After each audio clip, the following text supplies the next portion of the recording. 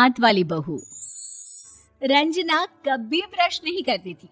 उसे कितनी बार उसके माँ बाप ने डांटा, लेकिन उसका कोई असर उस पर होता ही नहीं था, जिस कारण से उसके दांत पीले पीले हो जाते हैं। शादी के बाद। अरे बहू, वैसे तो तुझ में कोई कमी नहीं है, पर तेरे दांत इतने पीले कैसे हैं बेटा? कैसे मतलब? कोई सर्जरी थोड़ी ना कराइए। वो तो क्या नाम, मैं ब्रश नहीं करती थी तो पीले हो गए। अब क्या करूं? आप कहें तो लाल करवा लूं या फिर काले?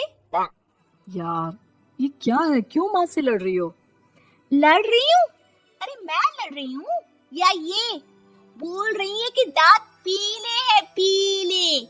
अरे तपस्या थोड़ी ना की है इन्हें पीले करने के लिए। बकायदा ब्रश नहीं किया है 20 साल तक, तब जाकर। छी, कैसी बात कर रही हो? ये उस वक्त तो पीले नहीं थे जब हम लोग तुम्हें देखने आए थे। अरे तब साफ करवा लिया होगा डेंटिस्ट के पास जाकर। अब देखो कैसे पीले पीले लग रहे हैं। रंजना सास की तरफ गुस्से से देखती है। फिर शुरू हो गई पीले पीले पीले। अरे पीले तो तब भी थे जब मेरे हाथ का रसगुल्ला उड़ा उड़ा कर खा रही थी और बोल रही थी, लड़की नहीं गुणों का खजाना दे रहे भाई साहब आप। खैर, अब वो लोग करते भी तो क्या करते, पीले दांत वाली बहू पल्ले पड़ी थी तो झेलना तो था ही। एक दिन कीर्तन में रंजना गाना गा रही थी। अरे कमला बहन, माँ का द्वार है, यहाँ तो सब शुद्ध होकर आते हैं, फिर अपनी बहू को ब्रश भी नहीं करवाती तुम। दूर से पीले पीले दांत भक्ति में बाधा उत्पन्न कर रहे हैं। अरे कोई 2 साल की बच्ची थोड़ी ना लेकर आई हूँ मैं बहू बनाकर। अच्छी खासी लड़की है, अरे कैसे करवाऊं ब्रश? ये तो उसे खुद करना चाहिए ना। अब माँ बाप तो इसके जैसे तैसे निपटा दिए, ये नहीं सोचा कि सास कैसे संभालेगी। सास बहू को लेकर घर आ जाती है, लेकिन सोच लेती है कि अब इसे लेकर कहीं नहीं जाएगी। अगले रोज बहू कहती है, अरे क्या हो गया, मंदिर नहीं जाना क्या? कीर्तन का वक्त हो रहा है। मेरी मधुर वाणी से कान्हा जी जागते हैं और सोते हैं। आप तो जानती है ना उनकी भक्ति में कितना मन लगता है मेरा। वो क्या है ना, तबीयत ठीक नहीं लग रही है मेरी, आराम करूंगी मैं। तबीयत ठीक नहीं लग रही? अभी तो मिथुन के गाने पर नाच रही थी आप, और अब बोल रही है कि तबीयत ठीक नहीं लग रही। अरे भक्ति में मन लगा लो सासू माँ, ऊपर जाना है, क्या मुंह दिखाओगी आप? हाँ? सास को बहू की बात पर गुस्सा आ जाता है। मैं क्या मुंह दिखाऊंगी, इसकी चिंता तो ना कर, समझी? अपने मुंह की चिंता कर, जो ये पीले पीले दांत लेकर हर जगह पहुंच जाती है। पता है लोग कितना मजाक बनाते हैं। ना जी ना, मैं नहीं जाना कहीं तेरे साथ। तो ये बात है, कोई ना, मत जाओ, मैं अपने कमरे में ही बैठकर भक्ति कर लूंगी। ऊपर वाला दांत थोड़ी ना देखता है, मन देखता है, भावना देखता है। और अरे बस बस, तू सब कुछ दिखा, बस ये सफेद चमकदार दांत ना दिखाना किसी को, है? जा यहाँ से। बहू को सास की बात का कोई फर्क नहीं पड़ता, वो तो जैसी थी वैसी ही रह जाती है। सुबह नहाकर किचन में खाना बनाना, फिर खाना खाना, कीर्तन भजन करना और सो जाना। एक दिन, माँ जी मैं सहेली के घर जा रही हूँ, शाम को लेट आऊंगी। हाँ हाँ तो जाना, मैंने कौन सा तेरी आरती करनी है घर पर बैठकर। रंजना सहेली के घर जाती है, जहाँ वो पार्टी में जाने की तैयारी कर रही होती है। अरे शिखा, कहाँ जाने की तैयारी कर रही है? मैं गलत वक्त पर आ गई क्या? अरे नहीं यार, उल्टा सही वक्त पर आई है। मैंने ये साड़ी और ज्वेलरी निकाली है यार, शाम को इनके ऑफिस की एक पार्टी में जाना है। बताना कैसा लग रहा है ये सब?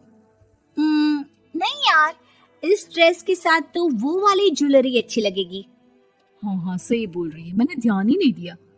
वैसे तो हमेशा से मस्त फैशन सेंस रखती है। तो बड़ा जाती होगी ना पति के साथ पार्टी में।